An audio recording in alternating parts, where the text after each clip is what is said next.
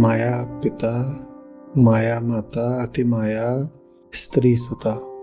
तो सुनने में ये बात अटपटी लगेगी, बहुत अजीब लगेगी कि अरे माँ बाप माया कैसे हो सकते हैं, माँ बाप माया कैसे हो सकते हैं।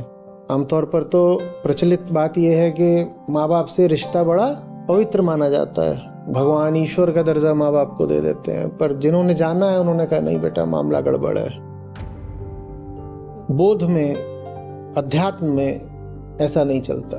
वहां कहा जाता है तुम्हारे लिए भला वही है जो तुमको रोशनी दिखाए।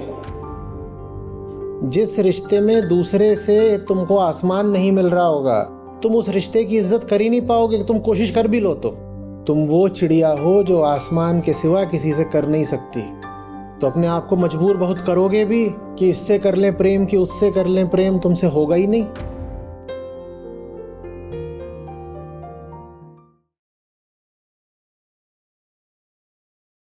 माया तजूं तजी नहीं जाए।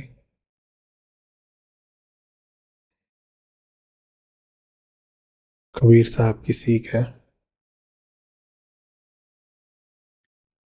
और आज कह रहे हैं माया पिता, माया माता, अति माया स्त्री सुता।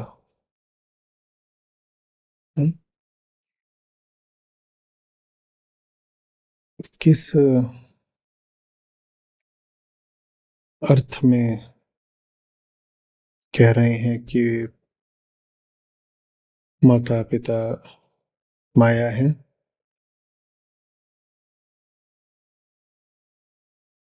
इस अर्थ में कि अगर तुम स्वयं को देह जानते हो तो जिन दो व्यक्तियों से तुम्हारी देह आई है, तुम उनको ही अपना आधार, अपना स्रोत, अपना केंद्र, अपना जनक या जननी मान लोगे।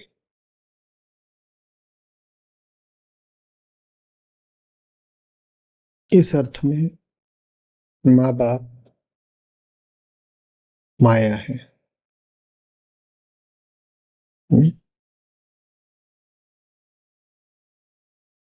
व्यक्तियों के रूप में नहीं, सिद्धांत के रूप में माया है।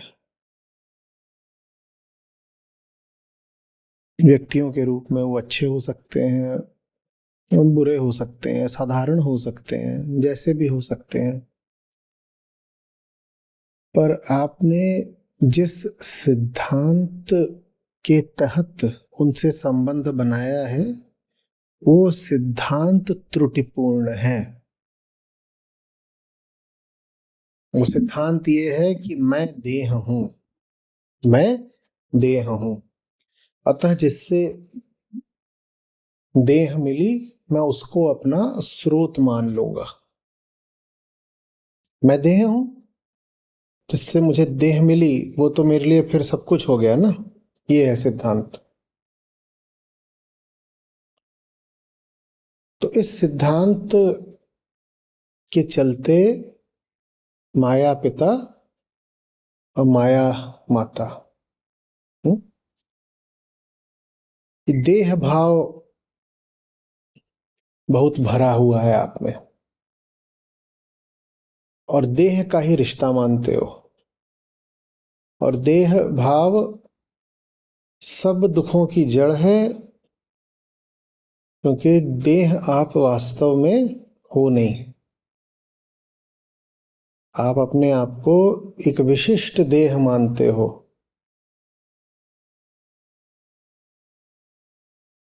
देह मानना गड़बड़ क्यों रहता है? क्योंकि आप अपने आप को कहते हो ये जो इतना सा मामला है, जिसका नक्शा खींचा जा सकता है, जिसकी तस्वीर बनाई जा सकती है, जिसका वजन लिया जा सकता है, ये इतना सा मामला मैं हूं, शेष प्रकृति से भिन्न, अलग, पृथक, विशिष्ट। अब आपने दो खड़े कर दिए, है सब मिट्टी ही, पर मिट्टी के आपने दो फाड़ कर दिए और एक फाड़ को नाम दे दिया कि ये तो मैं हूं। अब यहां से सब दुख शुरू होगा, क्योंकि आपने जो करा है वैसा कुछ है ही नहीं। स्वयं को आप बिल्कुल देह मान सकते हो, कोई समस्या नहीं होती, एकदम मानो देह, पर विशिष्ट देह मत मानो, पृथक देह मत मानो। आप देह हो और समूचा ब्रह्मांड आपकी देह है, अब ठीक है, अब समस्या नहीं है। पर आप कहते हो नहीं, ये जो इतना है 60-70 किलो का मामला, मैं ये हूं, 60-70 किलो मैं हूं और बाकी जितना है ये अनंत सब पूरा अस्तित्व ये अलग है। और मेरा और इसका जो नाता है वो बड़ा टेढ़ा है। मुझे इसी को भोगना है, इसी में रहना है, इसी में मौज लेनी है और इसी से बच के भी चलना है। मुझे इसी में अपना घर बनाना है, पर इसी को नष्ट भी करना है। और मैं इससे अलग हूं, तो इसका मतलब कि मैं कहीं से आया हूँगा इसके पास, ये सब तो अलग है ना मुझसे, तो मैं कहीं और से आया हूँगा, और चूंकि मैं इससे अलग हूं तो मैं कहीं और को चला भी जाऊंगा। यहां से फिर जीवात्मा जैसी भ्रांतियां पैदा होती हैं कि मैं अलग हूं और ये सब अलग है, तो इसका मतलब मैं कहीं और से आया हूं और मैं फिर कहीं और को निकल जाऊंगा। नहीं भाई, तुम भी मिट्टी हो, वो भी मिट्टी है। और ये जो पृथकता का, अलगाव का भाव है, इसी को अहंकार कहते हैं, अहम भाव। अहम भाव माने छोटा अहम। तुम बिल्कुल कह दो कि ये जो पूरा ब्रह्मांड है वो समूचा मैं हूं, तब कोई समस्या नहीं है, ऐसा अहम शुभ होगा। अगर पूरा ब्रह्मांड अहम है तो फिर अहम ब्रह्मास्मि, ये तो बड़ी शुभ बात हो गई। लेकिन आप ऐसा कभी नहीं कह पाते। आपको अपने आप को देह तो बोलना है, पर छोटी सी देह बोलना है, कटी हुई देह बोलना है, विभक्त देह बोलना है। ये समस्या है। और ये जो समस्या है ये दुख देती है, बहुत दुख देती है, आपको ही दुख देती है। और इस दुख की पूरी प्रक्रिया में माँ बाप का सिद्धांत जो है वो सहयोगी बनता है। आप कहते हो मैं एक छोटी सी देह हूं जो दो दूसरी छोटी देहों से निकल कर आई है। मैं हूं एक छोटी सी देह और दो ये देह खड़ी हुई हैं, इनसे ये मेरी छोटी देह निकल के आई है। तो ये जो आपका अपने बारे में भ्रम है और जो सिद्धांत है माता पिता, ये एक साथ चलते हैं। जो आपका अपने बारे में भ्रम है वही आपका भ्रम बन जाता है आपके और माँ बाप के रिश्तों में। आप स्वयं को लेकर भ्रमित हैं और यही जो भ्रम है वो आपके और माता पिता के संबंध में, रिश्ते में भी दिखाई देता है।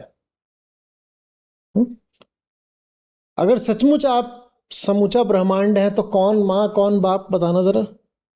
कोई हो सकता है आपका बाप? हो सकता है?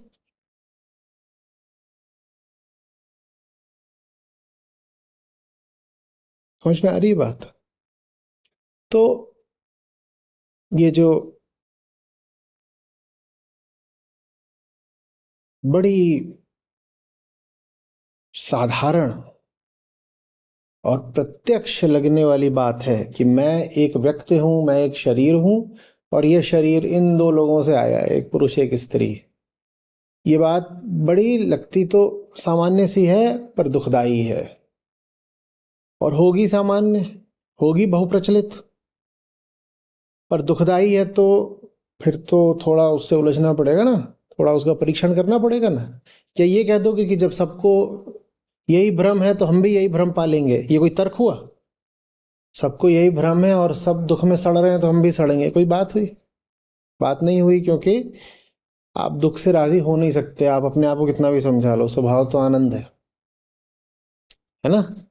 तो अपने आप को बोल भी लोगे, जब सब इसी बात को मानते हैं, हम भी माने ले रहे हैं, तो क्या बुराई हो गई? किसी और को साबित कर लोगे कि कोई बुराई नहीं हुई, खुद को कैसे साबित करोगे? दुख लग रहा होगा जब भीतर, तो खुद को कैसे समझाओगे कि सब ठीक चल रहा है? दुख झेलना स्वभाव नहीं है। और दुख आता है भ्रम से। दुख आता है भ्रम से, और ये भ्रम कि मैं ये देह हूं, इस भ्रम में साझीदार बनते हैं माँ बाप। मैं देह हूं, और इसकी पुष्टि हुई जा रही है इस बात से कि वो देखो पीछे दो देहें खड़ी हैं, उनके संसर्ग से ये देह उत्पन्न हुई है। वो भी विशिष्ट, हम भी विशिष्ट, और उनका हमारा रिश्ता भी विशिष्ट। इस कारण ज्ञानियों ने, जानने वालों ने सदा ये कहा है कि सत्य अनादि होता है। अनादि होता है माने उसका कोई माँ बाप नहीं होता। हम्म? तुम वास्तव में जो हो उसका कोई न उद्गम हो सकता है न अंत हो सकता है। अरे जब तुम देह ही नहीं हो तो तुम दो देहों के मिलन की पैदाइश कैसे हो सकते हो? और अगर तुम देह हो तो तुम समूचे ब्रह्मांड की देह हो। अगर या तो ये कह दो कि देह हूं ही नहीं तो भी ठीक है, और तुम देह नहीं हो तो दो देहों के मिलने से तुम कहां से आ जाओगे? नहीं हो सकता ना, ये हो सकता है। और अगर तुम देह हो तो तुम पूरी पूरी देह हो, सब कुछ तुम्हारी देह ही है। जब सब कुछ तुम्हारी ही देह है तो माँ बाप कहां से आ गए? उनको अलग से देह कहां से मिल गई?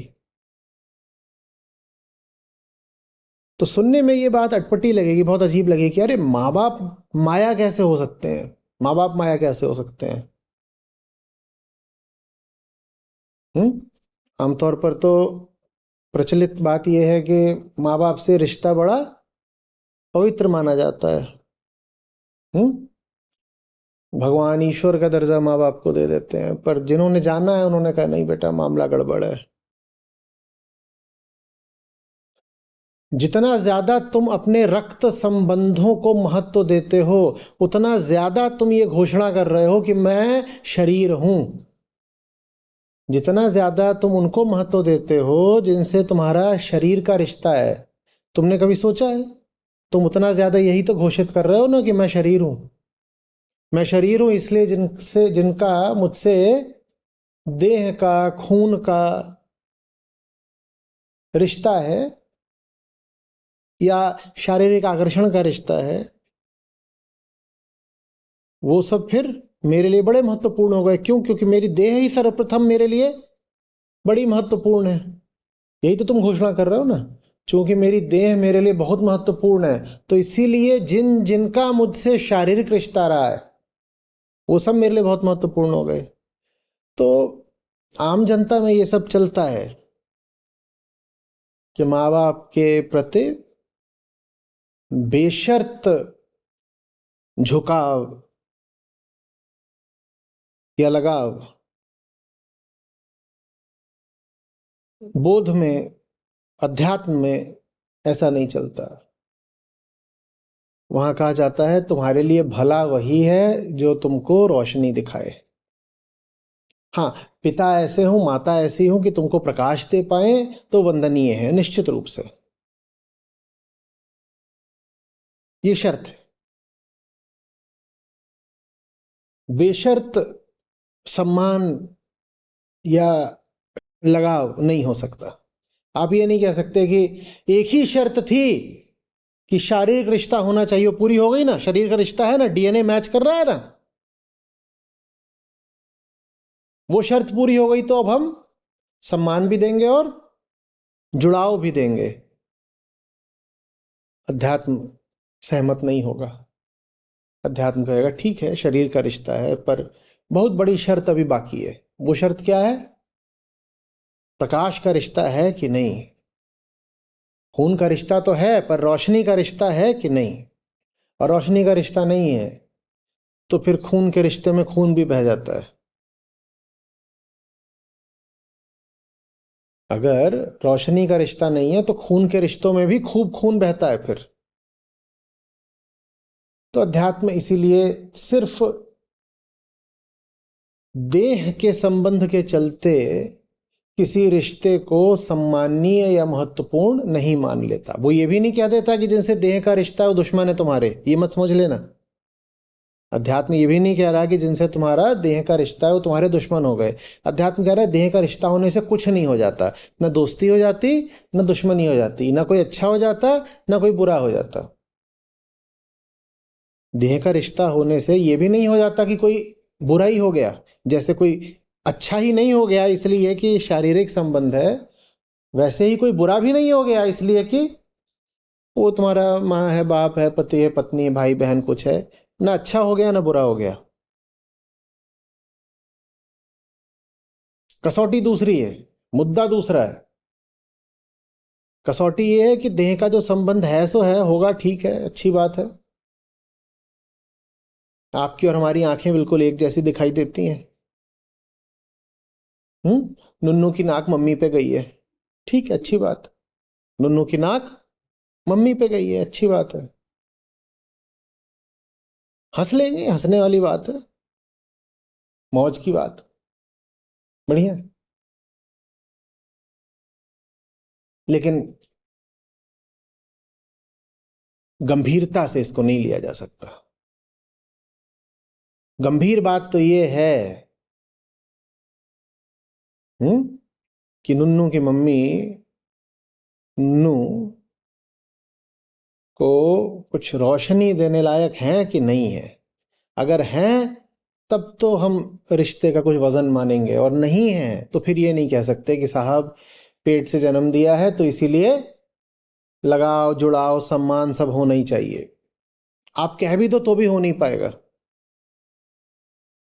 क्योंकि आपकी चेतना तलाश ही रही है किसको?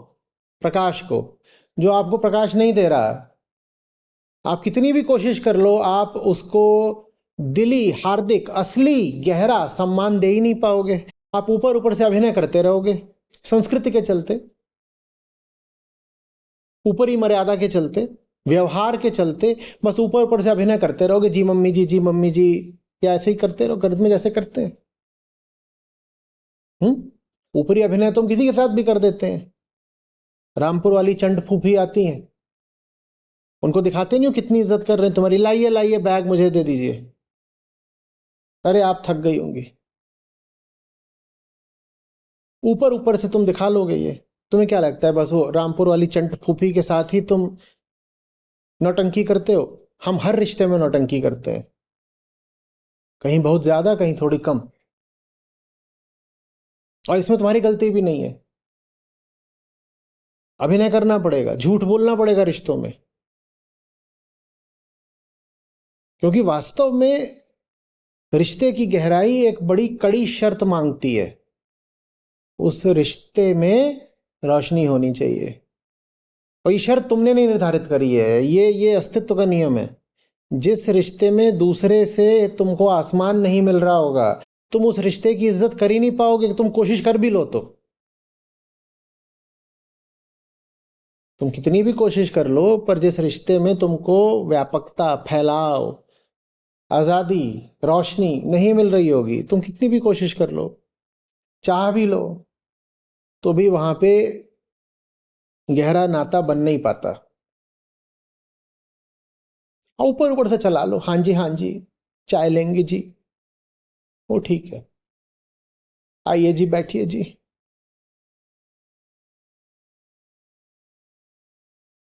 बहुत दिन हो गए जी, बात करा दो जी, ये सब ठीक है। दुनियादारी, चोचले, प्रेम नहीं कहते इसको। प्रेम अच्छे से समझ लो, तुम वो चिड़िया हो जो आसमान के सिवा किसी से कर नहीं सकती, तो अपने आप को मजबूर बहुत करोगे भी कि इससे कर लें प्रेम, कि उससे कर लें प्रेम, तुमसे होगा ही नहीं।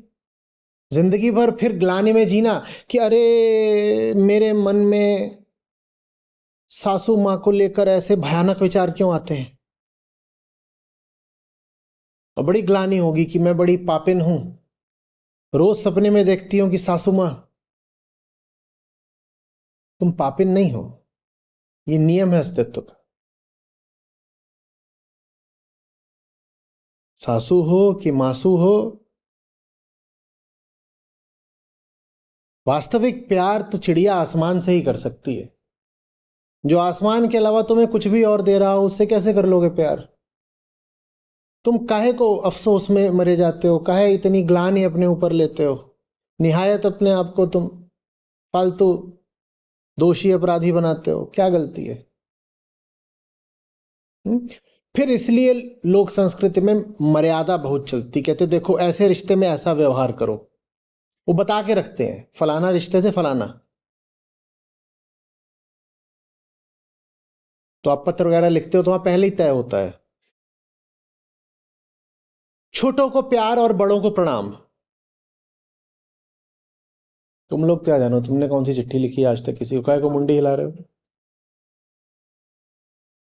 हमारे समय में तक चलते थे अंतर्देशीय पत्र, तो आते थे तो उनका समापन ऐसे ही होता था, बड़ों को प्रणाम और छोटों को प्यार, और बाकियों को यथोचित। जिनको गाली देने का मन होता था उनको लिखते थे यथोचित, कि जो तुम्हारे लिए सही है बेटा तुमको वही मिले, यथोचित। पहले ही इसलिए मर्यादा बनानी पड़ती है कि किसको क्या देना है, बड़ा है तो प्रणाम कर दो, छोटा है तो प्यार दे दो। इसकी जरूरत क्यों पड़ती है तुमने कोई विचार ही नहीं किया होगा। इसकी जरूरत इसलिए पड़ती है क्योंकि अगर ना बताया जाए कि किसके साथ क्या व्यवहार करना है तो तुम सबके साथ एक ही व्यवहार करोगे, उपेक्षा का। क्योंकि चिड़िया और क्या करे गड्ढों की उपेक्षा के अलावा? बोलो, तुम्हें चाहिए आसमान, और लोग जितने आसपास हैं कोई ऐसे ही है, कोई बहुत हो गया तो छोटी सी टहनी है, कोई मिट्टी है, कोई गड्ढा है, कोई सड़क है, कोई तपती किसी धातु की थाली है धूप में रखी।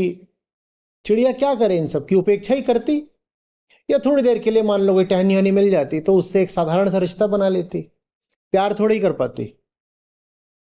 तो आपको अगर खुला छोड़ दिया जाए कि जिनसे भी आपका शारीरिक रिश्ता है, कुल संबंधी कुटुंब खानदान, इनसे यथोचित व्यवहार करो,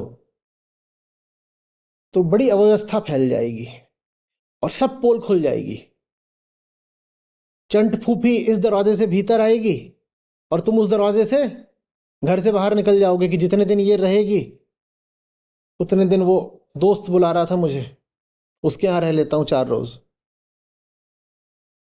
समझ में आ रही ना बात? तो इसीलिए पहले ही तय कर दिया गया है कि जैसे ही कोई दिखाई दे उसके पांव छू लो कि सर छू लो या जो भी छूना छुओ, तो सब कुछ पहले से ही तय ऐसे ऐसे ऐसे ऐसे ऐसे करना होता है। विचार किया करो, ये सब बातें इन पे विचार किया करो कि ये सब बताने की जरूरत क्या है। प्यार तो निर्देश नहीं मांगता, हाँ, सच्चाई तो प्रारूप नहीं मांगती। सच को तो तैयार होके नहीं आना पड़ता ना पहले से कि जब ऐसा होगा तब ऐसा करेंगे ऐसा कहेंगे। तो हमारे यहाँ सब कुछ तय क्यों है? और सारे जब रीति रिवाज होते हैं वो यही तो होते हैं, तयशुदा, सब पहले से निर्धारित है।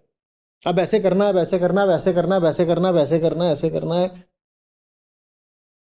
क्यों सब पहले से निर्धारित है? क्योंकि अगर छोड़ दिया गया तुम्हें तो तुम कुछ ना करो। कुछ क्यों ना करो? क्योंकि न प्रकाश है न प्यार है। जब न प्रकाश है न प्यार है तो तुम पगलाओगे, कुछ भी करोगे। हाँ, प्रकाश हो प्यार हो तो चिड़िया जान की बाजी भी लगा करके पंख फैला करके फुर्र से उड़ेगी एकदम ऊपर। चील हो बाज हो कुछ हो, चढ़ती जाएगी ऊपर। उसको सिखाना थोड़ी पड़ेगा कि अब ऐसे करो, अब ऐसे करो, अब ऐसे करो। उसको सिखाना नहीं पड़ेगा।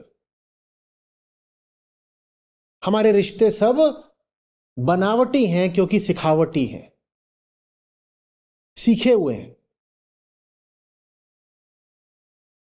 एकदम सीखे। और ना सीखो तो चांटा पड़ जाता है, बचपन से ही नहीं पड़ जाता।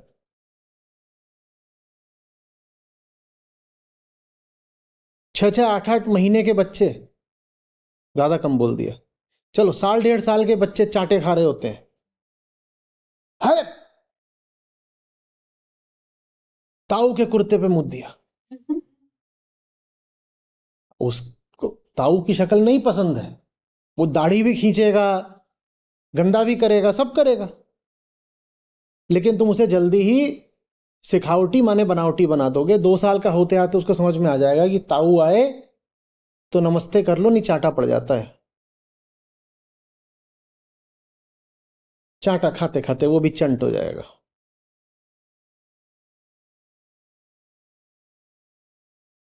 बात आ रही है समझ में? इस पूरी नौटंकी में केंद्रीय भ्रम क्या है? चूंकि मैं देह हूं, इसलिए जिन सब से भी मेरा देह का रिश्ता है वो सब मूल्यवान हो गए। भाषा पर गौर करो। दूर का रिश्तेदार किसको बोलते हो? और करीबी रिश्तेदार किसको बोलते हो? जो दिल के करीब होता है? नहीं, जो जो देह के करीब होता है उसको बोल देते हो तो करीबी रिश्तेदार है। और कोई बहुत अच्छा आदमी हो, बहुत बहुत अच्छा आदमी हो, तो भी उसको, लेकिन लेकिन अब वो तुम्हारे ताऊ की बुआ का फूफा का जमाई है, तो उसको क्या बोलोगे? दूर का रिश्तेदार है। अब वो दुनिया का सबसे बड़ा ज्ञानी विद्वान हो सकता है और तुम्हारे मन में उसके लिए बड़ा स्नेह, बड़ा सम्मान हो सकता है, लेकिन फिर भी उसको क्या बोलोगे? दूर का रिश्तेदार। माने किस पैमाने पर दूर का हो गया वो? एक ही पैमाना है, देह के पैमाने पर वो दूर का है, तो दूर का हो गया, वो दूर का हो गया। अरे दुनिया वालों की सुने तो कृष्ण और अर्जुन का रिश्ता भी दूर का है। सोच के देखना। बल्कि ज्यादा करीबी रिश्ता तो अर्जुन और दुर्योधन का है। ये है दुनिया की संस्कृति, ये है लोक धर्म। और बहुतों ने कहा भी है कि अरे अर्जुन के थे ना सब करीबी, तो इसलिए कृष्ण मरवाए दे रहे थे, क्योंकि खुद तो दूर के हैं। अर्जुन के जो रक्त संबंध का वृक्ष है उसमें कृष्ण भी आते हैं, पर थोड़ा दूर आते हैं, वो थोड़ा दूर आते हैं। और कर्ण तो एकदम ही पास आता है, दुर्योधन भी पास आता है। तो दुनिया वालों की माने, लोक संस्कृति की माने, तो श्री कृष्ण और अर्जुन का रिश्ता दूर का है। कोई पूछेगा कि कृष्ण कौन है अर्जुन के, तो दुनिया वाले जवाब देंगे दूर के रिश्तेदार हैं जी, दूर के रिश्तेदार हैं जी।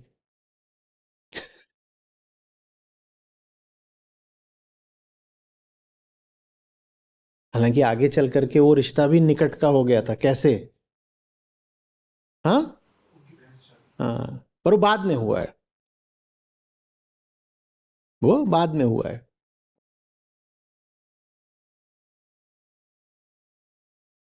समझ में आ रही है बात? तो जिस नाते फिर हम घोषित कर देंगे, और सुनने में बड़ा अजीब लग रहा है ना कि श्री कृष्ण अर्जुन से दूर है। अरे श्री कृष्ण प्राण है अर्जुन के, दूर कैसे हो सकते हैं? पर जिस तर्क पर चलकर हम घोषित कर देते हैं कि कृष्ण अर्जुन से दूर के हैं, उसी तर्क, उसी सिद्धांत से तुम घोषित कर देते हैं ना कि माँ बाप करीब के हैं। तो अगर वो सिद्धांत गलत है श्री कृष्ण और अर्जुन के मामले में, तो फिर वो गलत होगा ना हमारे और हमारे अभिभावकों के मामले में भी। एक ही तो सिद्धांत है कि जिससे खून का करीब का रिश्ता उसे निकट मानो, और जिससे दूर का वो दूर का मानो। तो अगर वो वहां गलत है कृष्ण और अर्जुन को लेकर के, तो यहां भी गलत है। वहां गलत है जब वो घोषित करता है कि दूर के हैं, यहां गलत है जब वो घोषित करता है कि करीब के हैं।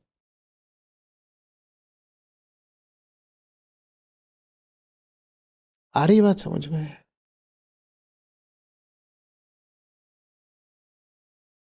अब बात के दूसरे हिस्से पर आते हैं। देह जहां से आ रही है, अगर वही माया है, तो अब जिनके साथ देह का भविष्य है वो क्या हो गए? वो तो अतीत है। माँ बाप क्या है? देह के अतीत हैं। अब उनसे और कुछ नहीं मिल सकता। जो मिलना था मिल चुका, पैदा कर दिया, बड़ा कर दिया, अब क्या है? अब तो कुछ नहीं दे सकते। वो बूढ़े हो जाएंगे कुछ दिनों में, चले जाएंगे, अब नहीं दे सकते कुछ। पर आगे का देह का सुख किससे मिलना है?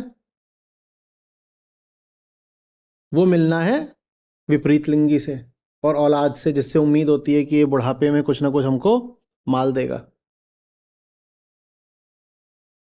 समझ में आ रही बात? तो जिनसे देह सिर्फ खड़ी हुई, अगर वो माया है, तो जिनसे देह बहुत सारी उम्मीदें लगा रही है सुख की, वो अति माया है, वो अति माया है।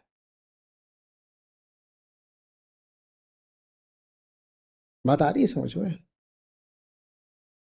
माँ बाप से तो सिर्फ शरीर आया है, पर ये जो शरीर आ गया है, जो अपने आप को ये जो मान रहा है कि मैं देह हूं, अहम देहास्मि, अब ये सारे सुख की कल्पना किससे कर रहा है?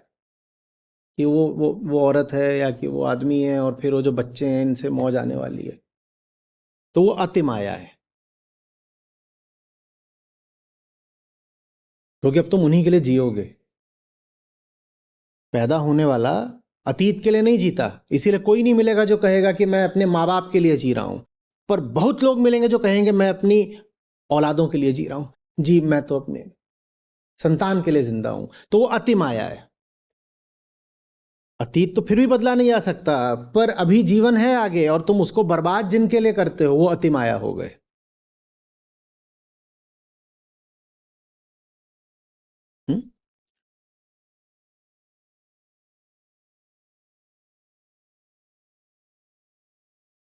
माया माने भ्रम, माया माने भ्रम,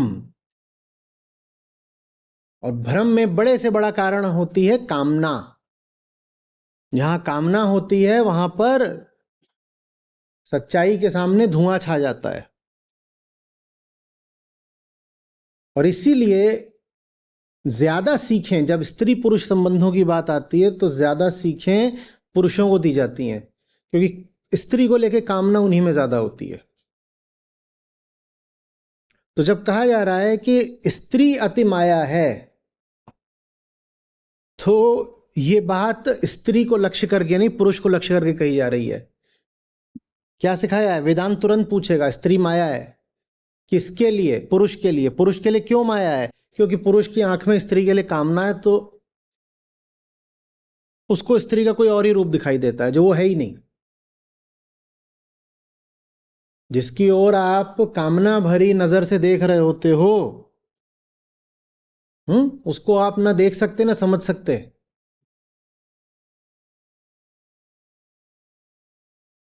तो स्त्री यदि अति माया है तो इसलिए क्योंकि पुरुष की दृष्टि में उसके लिए अति कामना है। यही बात आप उलट भी सकते हो। जिस स्त्री की दृष्टि में पुरुष के लिए अति कामना होगी, उसके लिए पुरुष अति माया हो जाएगा। लागू दोनों पर होती है, पर जगत का व्यवहार है कि देखा गया है कि ज्यादा कामना में भरा हुआ पुरुष ही घूमता है। तो इसीलिए इस तरह की जितनी भी सीख होती है वो पुरुषों को संबोधित की जाती है।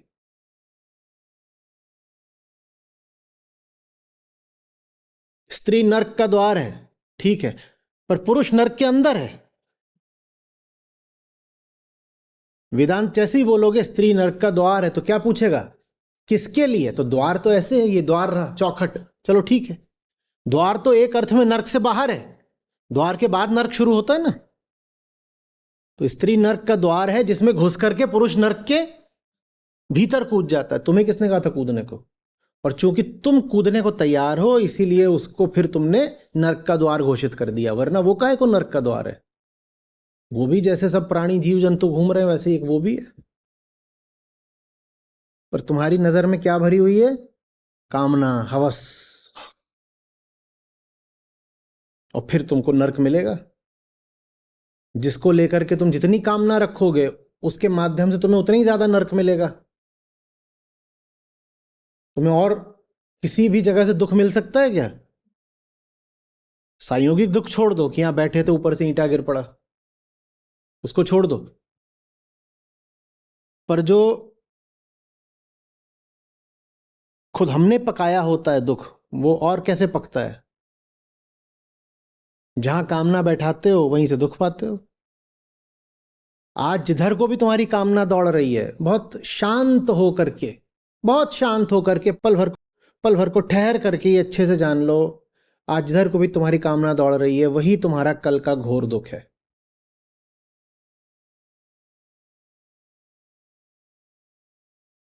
एकदम अच्छे से इसको भीतर उतर जाने दो बात को। और फिर अतिमाया का दूसरा उदाहरण क्या दे रहे हैं? सुत या सुता। सुत किसको बोलते हैं और सुता किसको बोलते हैं? आमतौर पर बेटी को नहीं कहा जाता अतिमाया, क्योंकि उससे माँ बाप को उम्मीदें ही नहीं होती हैं। जिस सांस्कृतिक परिप्रेक्ष्य में ये सारी बातें बोली गई हैं उसमें बेटी 8-10 की होने से पहले ही रवाना कर दी जाती थी। बहुत हो गया तो 14-16, इससे पहले पहले उसको ब्याह वाह करके भेज देते थे। 10 साल में ब्याह, 12 साल में माँ बन जाती थी, 20-22 साल में दादी बन जाती थी, 24 साल में मर जाती थी। समझ आ रही बात? तो माया आमतौर पे पुत्र को कहा जाता है, क्योंकि उसी से उम्मीदें होती हैं। अब जहां कहीं भी पुरानी किताबों में पढ़ोगे कि बता तुझे क्या चाहिए, तो यही बोलेगा स्त्री और पुत्र चाहिए, स्त्री और पुत्र। या कि किसी को अगर बताया जाएगा कि बड़ा सौभाग्यशाली था और बड़े सुख में रहता था, तो यही गिनाया जाएगा कि उसके 8 स्त्रियां और 34 पुत्र थे, इसलिए वो बड़े सुख में रहता था। ये जो नरलिंग है इसकी बड़ी महत्ता होती थी। आपको पता है ये आजकल होता है, जो आप कहते हो ना कि बेचारी भैंस को पड़वा हुआ या गाय को बछड़ा हुआ और उसको मार देते हैं जल्दी से। ये आजकल होने लग गया है, पहले नहीं होता था। पहले जब बछड़ा होता था या पड़वा होता था तो बड़ी खुशी मनाता था किसान, क्योंकि अब वही तो जाके खेत जोतेगा ना। तो ये जो शारीरिक शक्ति थी, इसी के कारण, चाहे भैंस का पुत्र हो या नारी का पुत्र हो, उनकी बड़ी अहमियत रहती थी, क्योंकि शारीरिक ताकत तो उन्हीं के पास होती थी। अब वो ट्रैक्टर आ गए, अब जब ट्रैक्टर आ गए तो वो जो नर है मेल, उसकी कोई अहमियत रही नहीं। तो अब वो बेचारा पैदा होता, उसको मार देते हैं कि जिएगा तो ये भैंस का दूध पी लेगा, भैंस का दूध पी लेगा तो झुन्नू धनिया फिर चाय कॉफी कैसे पियेंगे, तो उसको साफ कर दिया जाता है जल्दी से। मुझे आ रही बात? पहले नहीं होता था। कामना, जिसके साथ कामना जुड़ी रहती है हम बस उसी को जीने देते हैं। और इसीलिए भारत की आबादी में 4-5 करोड़ सुताएं कम हैं, क्योंकि उनके साथ माँ बाप की कामना ही नहीं जुड़ी होती। इससे क्या मिलेगा? तो पराया धन है, तो अभी निकल जाएगी, ये तो क्या है, कुछ नहीं, ऐसे ही है। जिसके साथ हमारी कामना नहीं जुड़ी होगी ना, मुझे जीने भी नहीं देंगे। ये अच्छे से जान लो, हम बड़े खतरनाक लोग हैं। जिसके साथ हमारी कामना नहीं जुड़ी होगी हम उसे जीने भी नहीं देंगे, और जिसके साथ हमारी कामना जुड़ी होगी हम उसे भी नहीं जीने देंगे। और अब क्या करें? जिसके साथ कामना नहीं जुड़ी है उसको मार दो, क्योंकि वो किसी काम का नहीं है।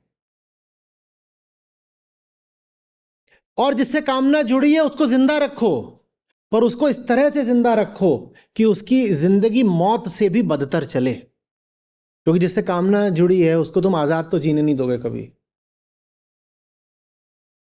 कामी व्यक्ति केंद्र से ही हिंसक होता है, जिससे कामना नहीं है उसको मार देगा। जैसे हमने क्या करा है, जंगल में इतने जीव जंतु प्रजातियां थी, सब मार दिए, सब मार दिए। और मुर्गों की तादाद बढ़ा दी, बकरियों की तादाद बढ़ा दी, गाय भैंस की तादाद बढ़ा दी। दुनिया में यही है अब, स्तनधारियों में संख्या के नाम पर यही है सब अब, क्योंकि हमारे काम आते हैं, ये हमारे काम आते हैं। इतने पक्षी मार डाले, पक्षियों में क्या बचा है? मुर्गवा, वही बचा है बस। गधा पहले काम आता था, मालूम है लोगों के, देखते ही थे गधा बोझ ढोता है। अब जैसे जैसे गधा काम आना बंद हुआ है, गधा ही खत्म, तुम्हें गधा देखने को नहीं मिलेगा। जो हमारे काम का नहीं हम उसे मार डालेंगे, और जो हमारे काम का है हम उसको गधा बना करके उससे बोझ ढुलाएंगे। गधे की बेचारे की तुम बदकिस्मती देखो, जब तक तुम्हारी कामना का विषय था वो, तब तक तुमने उससे बोझा ढुआया, और जब अब वो तुम्हारे काम का माने कामना का नहीं रहा तो तुमने उसको। पाकिस्तान में आजकल बड़ा चल रहा है, चीन में गधे को मार करके पारंपरिक वहां दवाई बनाई जाती है। हर जगह के अंधविश्वास है, तो उनका अंधविश्वास है कि गधे से कोई खास दवाई बनती है, वो औरतों को एकदम सुंदर सेक्सी बना देती है, वो गधे से ही बनेगी। वो कैसे बनेगी वो बताने की बात नहीं, आप पढ़ लेना। अब चीन में गधे ही नहीं, वहां की औरतों ने सारे गधे खत्म कर दिए, क्योंकि उनको सुंदर सेक्सी बनना है। कहां से लाए जाएं गधे? पाकिस्तान में अभी भी थोड़ी ज्यादा गरीबी है, वहां अभी भी बहुत सारा जो बोझा है वो गधों पर ढोया जाता है। लोगों के पास ट्रैक्टर ट्रॉली वाहन नहीं है, तो अभी भी गधों का इस्तेमाल करते हैं वहां के जो गरीब वर्ग के लोग हैं वो। तो अब पाकिस्तान की सरकार चीनियों की फरमाइश पूरी करने के लिए चुन चुन के अपने गधे चीन भेज रही है। और वहां वो जो गरीब हैं वो कह रहे हैं कि अरे गधा ले लिया मेरा, और बदले में हाथ में तुमने 5, 10, 20 हजार रख भी दिए, तो इससे मेरा क्या होगा? इस गधे से तो मेरी रोटी चलती थी। पर अब चीनियों ने आदेश दिया है कि गधे चाहिए, तो पाकिस्तान भर के गधे वहां भेजे जा रहे हैं। और इतना ही नहीं है, गधों के ब्रीडिंग फार्म्स बनाए जा रहे हैं। अब गधों की तादाद बढ़ेगी। अगर हम अपने आसपास किसी की आबादी बढ़ा रहे हो तो जान लेना हम उसका भारी शोषण करने वाले हैं। जैसे मुर्गों की आबादी हमने इतनी बढ़ा दी है, 99.9% जो आबादी है मुर्गों की, वो कोई प्राकृतिक थोड़ी है, वो तो हमने कृत्रिम रूप से बढ़ाई है।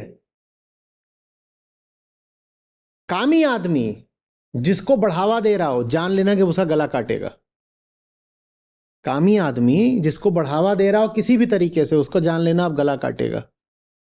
और जिसको बढ़ावा वो नहीं दे रहा, उसका तो काटेगा ही काटेगा, क्योंकि ये मेरे किसी काम का नहीं। और जो काम का है उसको बढ़ावा दे दे के काटेगा। तो मुर्गे बढ़ा दिए और रोज काटता है मुर्गे, बढ़ाए ही इसीलिए कि रोज काटूंगा। अब गधे काटने हैं तो गधों के ब्रीडिंग फार्म बनाए जा रहे हैं, गधे बढ़ाओ क्योंकि गधे काटने हैं।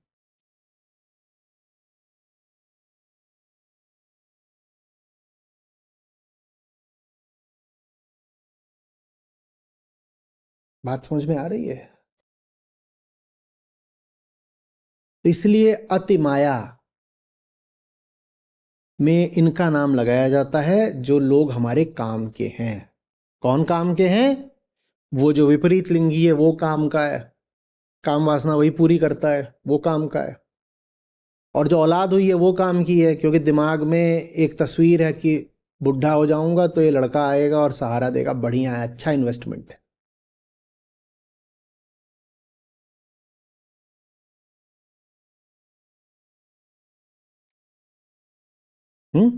जिससे तुमने उम्मीद लगा ली, फंसोगे, अति माया हो गई। और वो उम्मीद भी दैहिक ही लगाई है तुमने, दैहिक।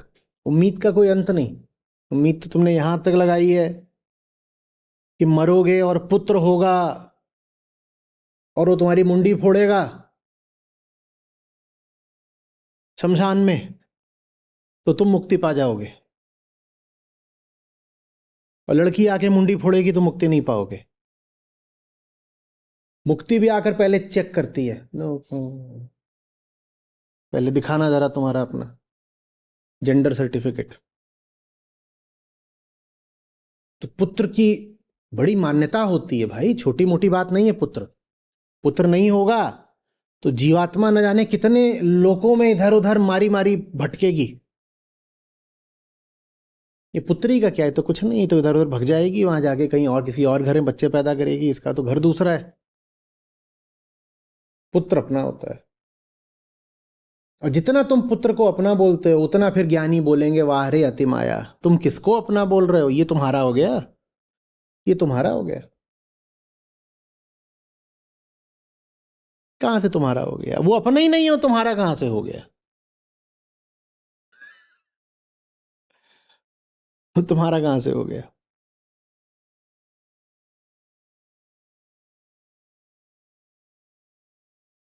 ये जो आप आजकल चलाते हो लोक संस्कृति में भजनों के नाम पर, ये नहीं भजन होते हैं। वास्तविक भजन वो होता है कि गाओ तो थर्राओ, अहंकार को कपकपी छूट जाए, वो होता है असली भजन।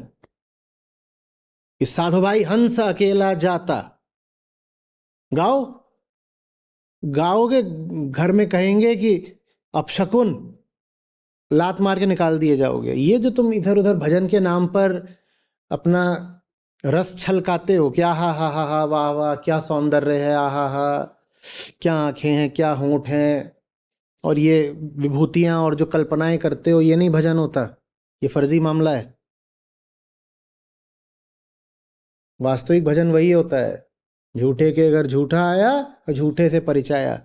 और एक दो भजनों की विशेष तौर पर नहीं बात कर रहा हूं, जितने भी उच्च कोटि के भजन है सब ऐसे ही होते हैं कि तोड़ देंगे तुमको। तुमको तोड़ देंगे माने तुम्हारे भ्रम को तोड़ देंगे, तुम्हारे झूठ को तोड़ देंगे, तुम्हारे पिंजड़े को तोड़ देंगे। इसीलिए तो फिर वो भजने लायक हैं, नहीं तो काहे को भजे उनको। ये सब थोड़े, ये सब जो ट्रकों में भर भर के जा रहे होते हैं, कोई बोलता है यहां जा रहे हैं वहां जा रहे हैं, और ये भी गा रहे होते हैं, और जो गा रहे होते हैं बेहूदी बातें, वो थोड़ी भजन है, वो थोड़ी भजन है।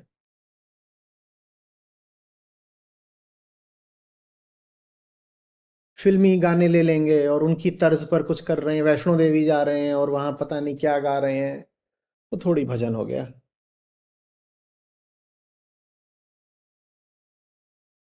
वास्तविक भजन में गहरा दर्शन होता है। वास्तविक भजन तुम्हारी भावनाओं की नहीं, तुम्हारी समझदारी की अभिव्यक्ति होता है। हाँ, उसमें बिल्कुल तुम रो पड़ते हो, आंसू आ जाते हैं, पर वो आंसू साधारण भावुकता के नहीं, बोध के होते हैं।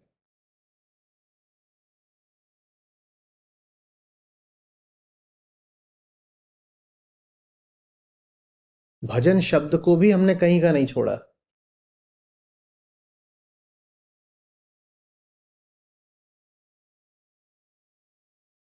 जितने हमारे त्योहार आएंगे सब में, और नए नए लिख लेते हैं अपनी ओर से, नए नए भी लिख लेते हैं, जो पुराने भी चले आ रहे हैं। जरूरी थोड़ी है कि जो कुछ पुराना आ रहा है उसका कोई अच्छा स्तर हो ही।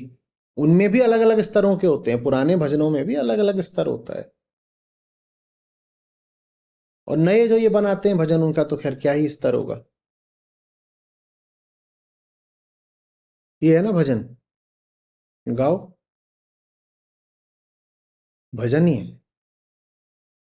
खड़े हो जाओ मोहल्ले में गाओ, माया पिता माया माता।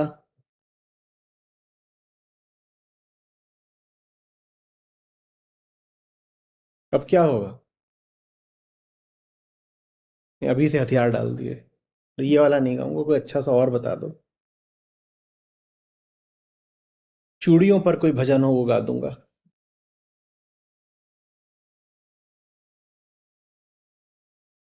नौ दुर्गा आएगी, क्या तुम, असम्मान है। माँ के होठों की लाली, ये कोई गाने की बात है? इस पे तुम भजन चला रहे हो, और वो भी फिल्मी तर्ज पर, और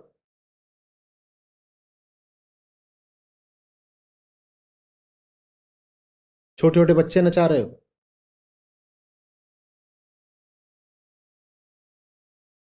ये है भजन। भजना माने स्मृति से बाहर ना निकल जाए, बात जरूरी है। ज्ञान को ही भजा जा सकता है, और नहीं किसी चीज को भजा जाता। रूप को, रंग को, छवि को, धारणा को, मान्यता को नहीं भजा जाता, सच्चाई ही भजी जाती है। हम्म। सच्चाई भजो तो भजन, और रूप रंग बाकी दुनिया की बातें भजो तो भजिया। रस तो भजिया में भी आता है ना। बोले बड़ा रस आता है, हम भज रहे हैं और रस आ रहा, हा, हा, हा, हा। लार आ रही है, यही तो रस है। ये भजन नहीं है, ये भजिया है। भजने लायक मात्र क्या है? सत्य। सत्य के अलावा कुछ नहीं भजा जाता भाई। तुम कहां फंस गए? क्या भज रहे हो? बात आ रही है समझ में?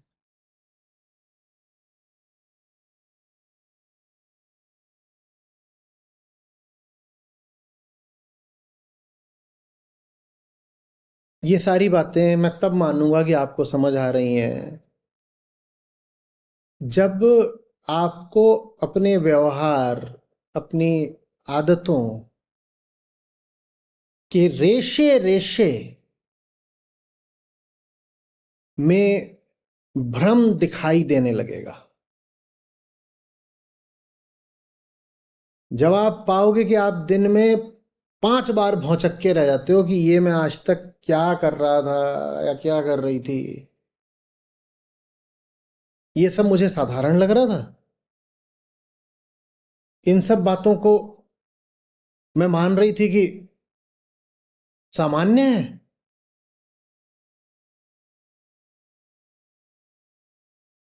जब चौंकने लग जाओ अपनी पूर्ववर्ती, पहले की, अतीत की जिंदगी को देख करके, तब समझना कि रोशनी आ रही है।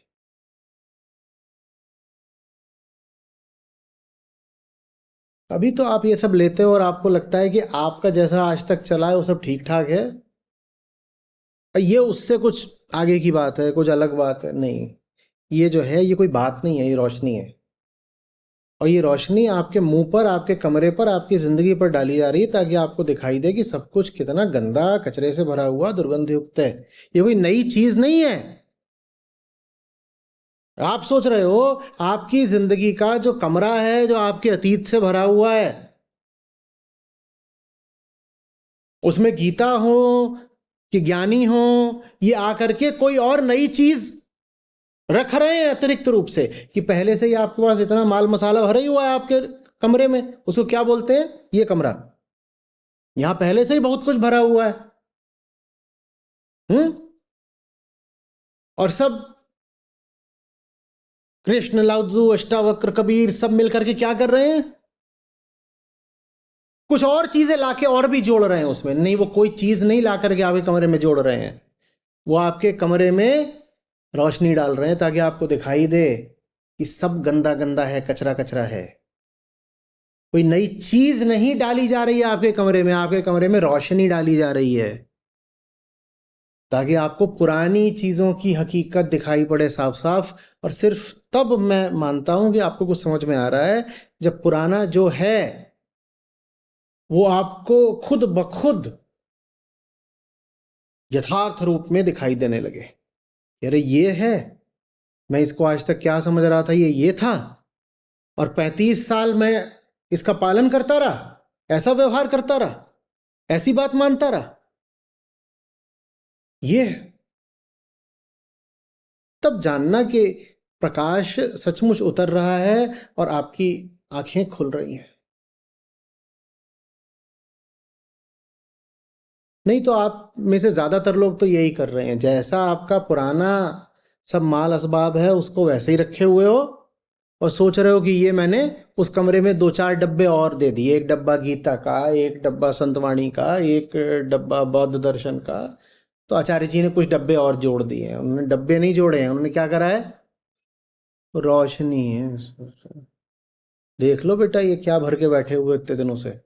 और हम कुछ नहीं कह रहे, हम तो बस ये कह रहे हैं कि आंखें तुम्हारी हैं, खुद ही देख लो। हाँ, रोशनी में हम तुम्हारी मदद कर सकते हैं, पर आंखें तो तुम्हारी हैं, खुद ही देख लो कि ये सब क्या इकट्ठा करे बैठे हो, जन्म जन्म का कचरा।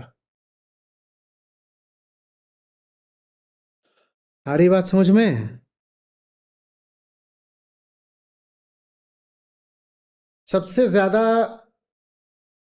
दुर्दशा मेरे साथ, माने ज्ञान के साथ उनकी होनी है जिनकी जिंदगी में ऐसा तो होता ही है ना, बहुत मौजूद है, जिनके पास ही जितना ज्यादा मौजूद है उन बेचारों की उतनी दुर्दशा हो जाती है सच्चाई के सामने आकर के। ऐसा तो होता ही है ना, क्या बनेगा ये? ऐसा तो ATOH, ATOHNA,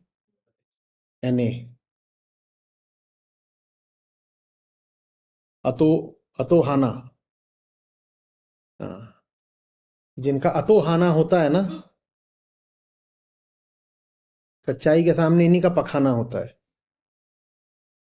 ऐसा तो होता ही है ना।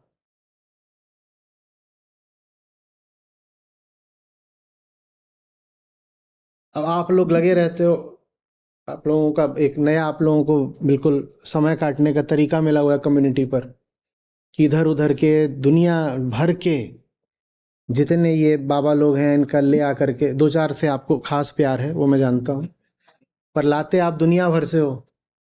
कोई दिन नहीं जाता जब किसी न किसी हम्म, के साथ आप प्यार ना अभिव्यक्त कर रहे हो।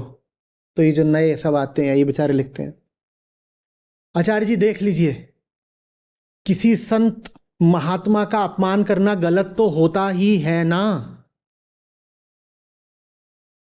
गलत तो होता ही है ना।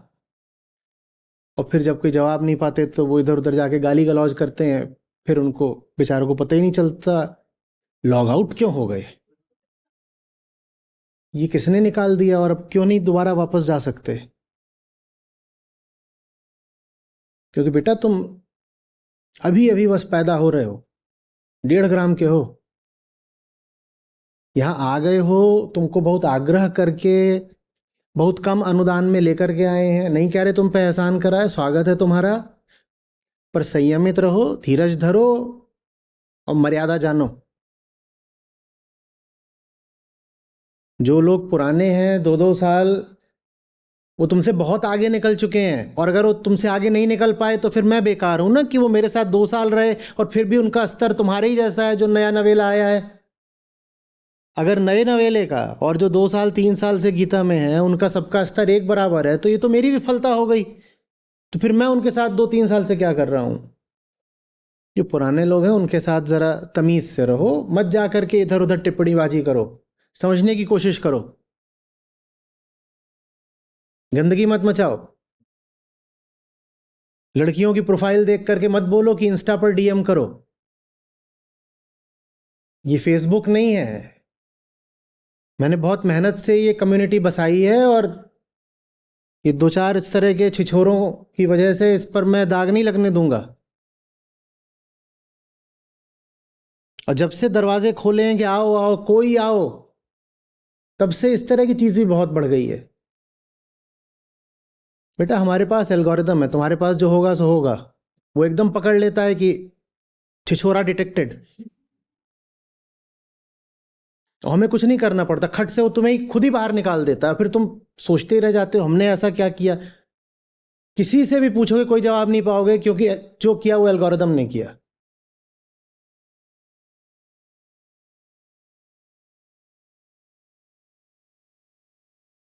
क्योंकि तुमको बहुत आसानी से और सब कुछ बहुत सस्ते में मिल गया, इसलिए तुम्हें अनुमान ही नहीं है कि तुम एक बहुत खास जगह आ गए हो। तुम सोचते हो ऐसे ही है, इंस्टाग्राम है, यहाँ कुछ भी लिख देंगे कुछ भी कर देंगे चल जाएगा, नहीं चलेगा। और तुम्हें कई कई महीने लगेंगे तब जाके इस लायक होगे कि तुम किसी पर जाकर के टिप्पणी कर, किसी पर जाकर टिप्पणी करना छोड़ो, ये पैफ पोस्ट पर भी जाकर के अपनी छाप छोड़ आते हैं एक बार, दूसरी बार के लिए।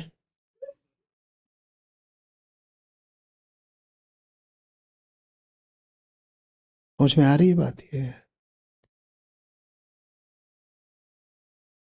भौचक्के हैं बेचारे, ऐसा तो होता ही है ना, ऐसा तो होता ही है ना।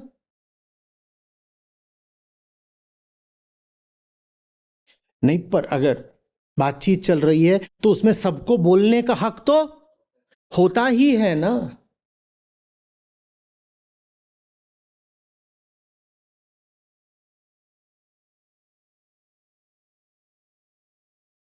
अभी उलझन में होंगे तो क्या, नहीं तो क्या नहीं होता है।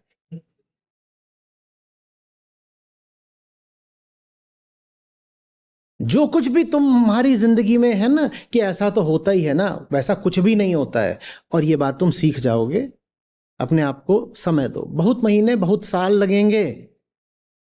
सिर्फ तुम्हारे इस जन्म के 20-30 सालों का कचरा नहीं है, इस डीएनए में लाखों सालों की गंदगी बैठी हुई है। समय दो, सब समझ जाओगे कि ऐसा कुछ भी नहीं होता है जो तुम मानते हो कि अनिवार्य है, आवश्यक है, अस्तित्व का नियम है, वो सब झूठ है। और मुझे तुमसे सहानुभूति है क्योंकि तुमको भी शिकार बनाया गया है। बहुत सारे झूठ हैं जो तुम्हें सच बताकर पिला दिए गए हैं। ये तो सच है, मान लो, और तुमने मान लिया है। तुमने मान लिया है, झूठी बातों को तुमने सच मान लिया है, और अब उनको यहां पर आकर मेरे सामने क्या कहते हो, पर ऐसा तो होता ही है ना। नहीं, वैसा कुछ भी नहीं होता है।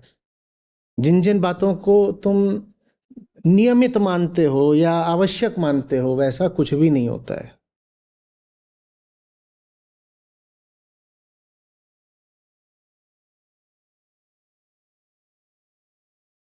अरे बात, किसी बेचारे की हालत सोचो और थोड़ी उससे सहानुभूति करो, जिनका आज पहला सत्र हो।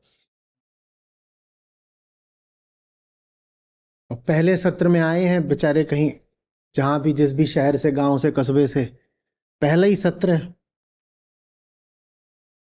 और मम्मी पापा से मांग करके 100 रुपए दिए हैं। और आचार्य जी ने शुरू किया, माया माता माया पिता।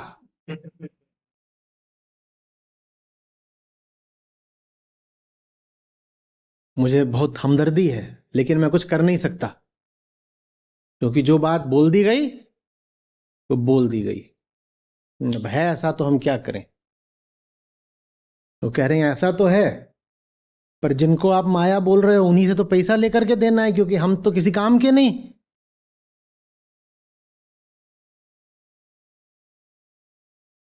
मांगा मांगी का खेल है हमारा।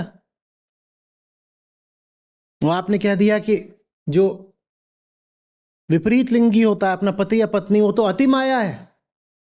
पर पतिदेव से ही लेकर के 100-200 रुपया चढ़ाना पड़ता है। वरना हमने तो, आपने कितना भी समझा लिया हो, हमने अपने आप को इस लायक भी नहीं बनाया कि 100 रुपया भी अपना कमा सकें। तो आप तो बोल रहे हो अति माया, पर हम कैसे मान ले अति माया। उनको तो परमेश्वर मानना ही होता है ना।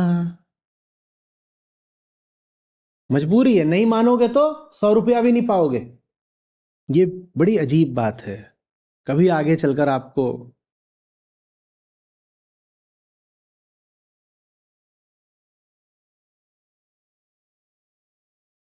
किसी को पिंजड़े में डालना फिर भी आसान है।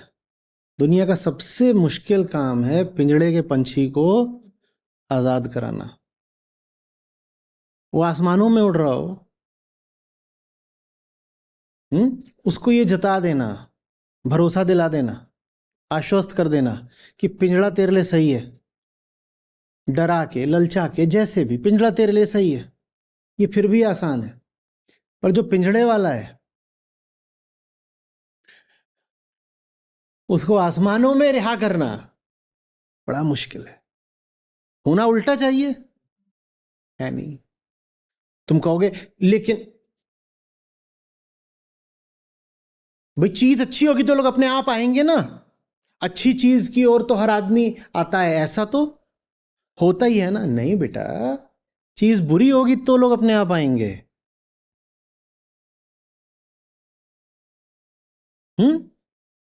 मक्खियां साफ जगह की ओर जाती देखी हैं क्या कभी? पर वहीं जरा सा कहीं पर ला करके कुछ कीचड़ डाल दो, गोबर डाल दो, वहां पर सब मक्खियां इकट्ठी हो जाएंगी। तुमको पता ही नहीं तुम मक्खी हो, तो इसलिए तुम्हें लगता है कि अच्छी चीज होगी तो लोग अपने आप आएंगे। आचार्य जी, पिंजड़े का पंछी तो आसमान की ओर अपने आप जाएगा ना? नहीं जाएगा। अच्छी चीज की ओर तो बंदा अपने आप आएगा ना, नहीं आएगा। जितनी गड़बड़ चीजें होती हैं सब मक्खियां उधर कोई जानी है।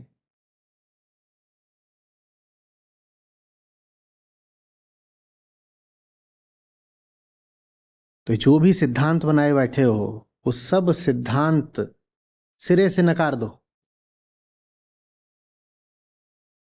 मेरे कहने से नहीं, तुम्हारे परखने से। हवाओं में मत उड़ते रहो, जमीन पर आओ और अपनी बातों को परखो, और परखोगे तो पाओगे तुम्हारी सारी बातें खोखली, आधारहीन। आपको खुशी होगी इस नाते, जो हमारी अपनी ऐप है जिसमें हमारे गीता और बाकी सब कार्यक्रम चलते हैं, यहाँ पर बुद्ध हैं, गीता है, उपनिषद है, अष्टावक्र हैं। ये मुझे मिले, मेरी ज़िंदगी बदली, ये तुम्हें मिलेंगे, तुम्हारी ज़िंदगी भी बदलेगी। सच पूछिए तो मतलब लाखों नहीं तो कम से कम हज़ारों ज़िंदगियाँ तो हैं जो बिल्कुल बदली हैं।